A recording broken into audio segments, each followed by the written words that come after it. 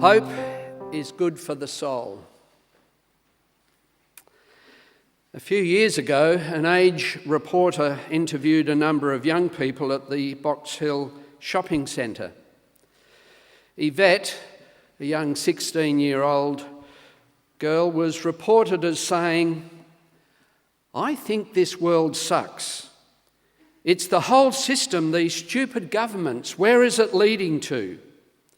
Nothing gives anyone hope anymore." I hope you won't mind a personal reference this morning. But 3 months ago, my wife was diagnosed with a stage 4 brain tumour. It's incurable. And as I listened to that news, my heart sank, as hers did. But subsequent to that, I've been full of hope. Because if we don't have hope, what else can we hang on to? The psychiatrist Viktor Frankl suggests that the absence of hope leads to serious consequences for people's souls and their emotional health. In his book, many of you would have read, Man's Search for Meaning, he stated this: "It is a peculiarity of man that he can only live by looking to the future." He went on to warn that the sudden loss of hope and courage can have a deadly effect, and observed that the prisoner who had lost his faith in the future, his future, was doomed. Prisoners, he observed, in the concentration camp that he was in, who lost hope generally died within a very short space of time. Indeed, the writer of the book of Proverbs in the Jewish scriptures says these words: "Hope deferred makes the heart sick." Each year, I'm fortunate enough to work for 6 weeks at the Yiramalay Wesley Studio School in the Fitzroy Valley in the Kimberley of Western Australia.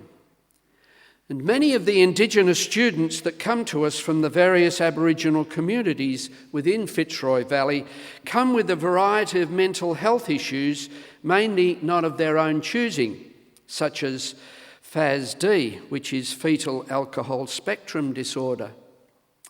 This is where the mother has consumed alcohol in great quantities during the pregnancy. Children can be physically affected in terms of stunted growth. They can often end up with mental illnesses, depression, lack of impulse control, various addictions from petrol sniffing to taking ice. And in recent years, I've seen a rise in the suicide rate among young Indigenous people. We all know, I think, that the suicide rate among Aboriginal and Torres Strait Islanders is the 12th highest in the world, with a rate of 20.1 per 100,000 people. And for many of these Indigenous people, for many of them, if I can find my sheets that are here. For many of them, of course, it is a very serious situation because these young people come from backgrounds of poverty, family violence, substance abuse, and so on, that life can seem to be, and often is, totally hopeless. Last year, a funeral was held in the Fitzroy Crossing for a 10-year-old girl who committed suicide. And these kinds of deaths fracture community spirit and eat away at any hope that people have that things will improve in their communities. The German philosopher Immanuel Kant, in his book Critique of Pure Reason, in 1781 suggested that the whole focus of our thinking and our reasoning processes centred on the following of 3 questions. First one, what can I know? Second one, what ought I to do? And the third one, what may I hope for? And each question we could categorise as cognition, ethics, and spirit. What can I know? This is our cognitive abilities, the capacity to reason, to think logically. What ought I to do? This is the ethical dimension. How ought I to behave? And what is the motivation for that behaviour in certain and various situations? And finally, what may I hope for? That is the dimension of the spirit, our capacity to embrace and nurture our spiritual nature. In many ways, what may I hope for, of course, is a universal question. And what I'd like to do this morning briefly is to help us reflect on hope as an important construct both in psychology and theology, and why it is the very anchor of the soul. Let's commence with the famous story of hope. According to Greek mythology, the god Zeus became furious at the mortal Prometheus for stealing fire from the gods. Seeking revenge, the gods created the astoundingly beautiful Pandora, who was dispatched earthward to entice Prometheus's brother. She carried a dowry chest that the gods warned her never to open. Zeus, evidently practicing an early form of reverse psychology, knew Pandora could not resist the temptation to peek into the treasured box. Indeed, off came the lid at Pandora's hand, and a swarm of plagues spewed out to torment people forever. There was colic, gout, and rheumatism for the body. I think I've avoided those three. Hope you have too. As well as spite, envy, and revenge for the mind. Hurrying to return the lid to the chest, Pandora found that the only thing remaining inside the chest was hope. Did she really get the lid back on the box in time to contain hope? Perhaps not. Why else would we be given so much attention to hope if it hadn't been unleashed into the world? So where does this story leave us? Aside from providing a clue as to why a prospective bride's dowry is called a hope chest, it is a puzzling story. Was hope to be something that prolonged the suffering generated by the troubles loosed upon the world? Or was hope the antidote of all these sufferings? In general, of course, the ancient Greeks viewed hope in a more sceptical rather than a positive way. Euripides, of course, called it a curse upon humanity. And Plato warns us in the Timaeus that hope can lead us astray. Paul Tillich, one of the great theologians of modern times, had a different take on hope in a sermon preached at Harvard University Memorial Church in March 1965 entitled "The Right to Hope." He introduced his sermon with these words, and I quote, "Hope is a permanent force in the world and for every man, a driving power as long as he lives. We may wonder why it is so seldom that theologians and philosophers speak about hope. They don't ask what kind of force it is that creates and maintains hope, even if everything seems to contradict it. Instead, they devaluate hope by calling it wishful thinking or utopian fantasy. But nobody can live without hope. Even if it were only for the smallest things which give some satisfaction, even under the worst of conditions, even in poverty, sickness and social failure. Without hope, the tension of our life toward the future would vanish, and with it, life itself. We would all end in despair, a word that originally meant without hope. So hope has long been considered an essential component, of course, in psychological growth and change. The great Freud believed that many of the benefits of psychoanalysis could be explained by patients' expectations coloured by hope and faith. And in the treatment process, later, Carl Menninger urged mental health practitioners to think about hope as something that they would use daily in their practice. And so it is indeed. Hope is the earliest and the most indispensable virtue inherent in the state of being alive, so Erik Erikson, the psychologist, said. And if life is to be sustained by hope, hope must remain, even where confidence is wounded and trust impaired. Closely associated to the experience of trust is the capacity to form effective attachments to others and to God, however we understand that term. And C.S. Snyder asserts that attachment is a key factor in the rise of hope. There's been a number of books, of course, written about hope. And indeed,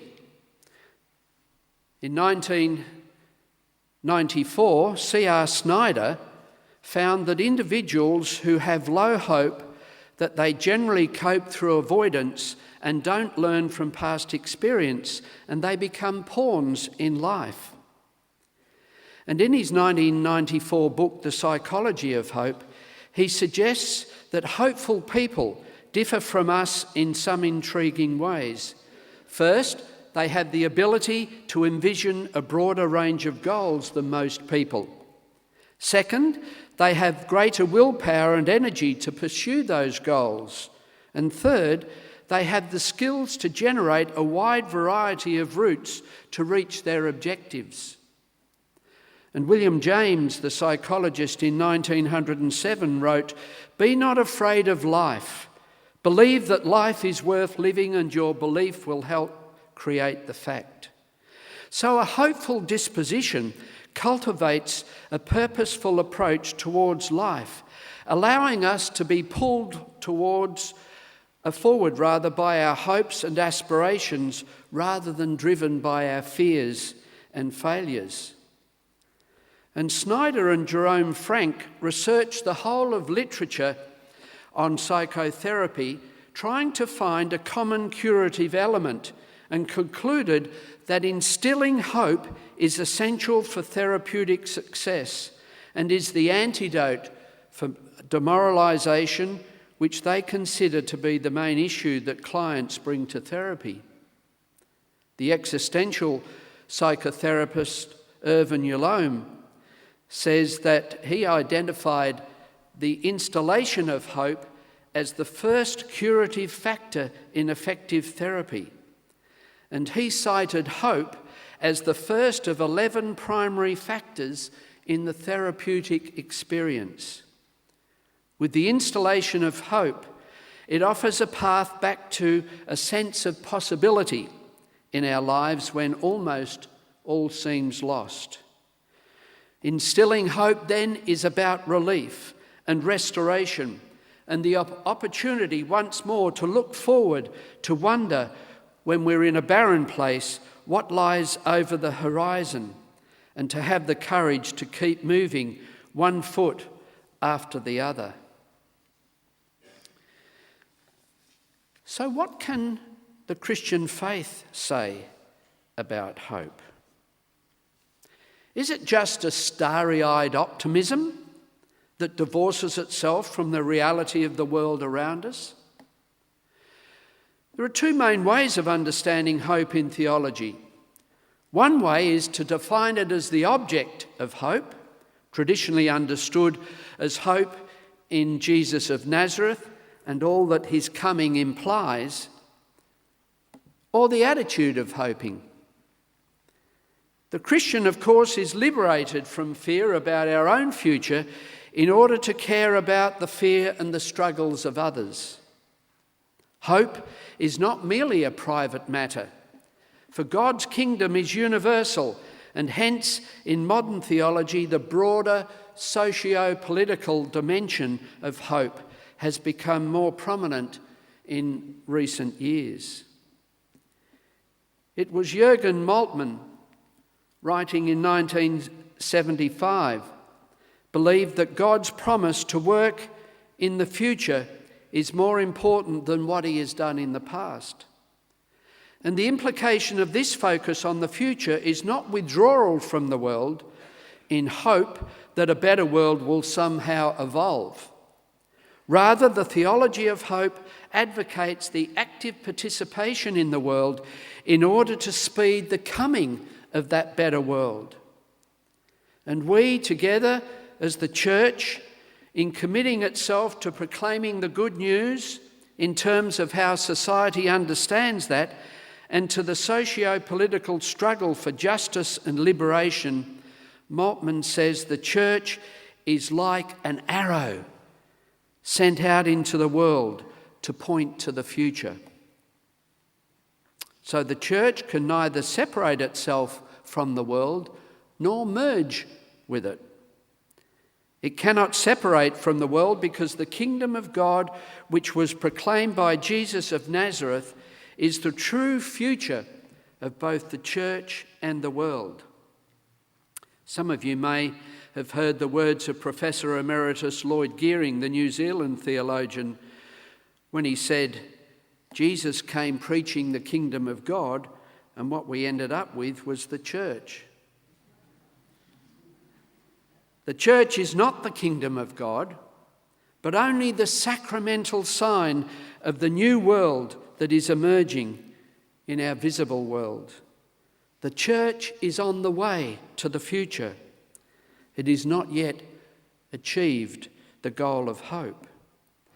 If the church understands itself as God's great mission for the world, it will not think of itself as a group of people who withdraw from the world to meet our own emotional and spiritual needs.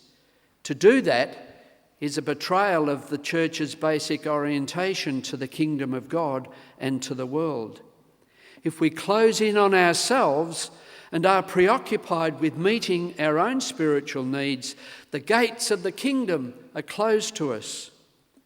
For I believe that the gates of the kingdom are only open to the church as the church is open to the world. So we, together, are a community of hope that exists for the needs of the world. And Christian hope speaks of an understanding of God as being ahead of us, the one who makes all things new. Christian hope speaks to a world vividly aware of the not yet dimensions of human and social existence, and the fact that hope at its human level is the very essence of meaningful existence.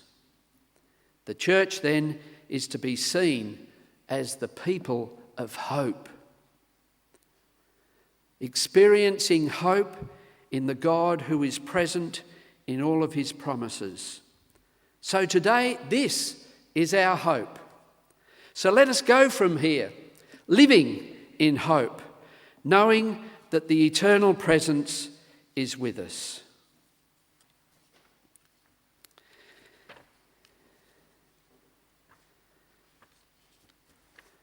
So let us join as we stand to sing our final closing hymn, the recessional hymn, Love Divine, All Loves Excelling.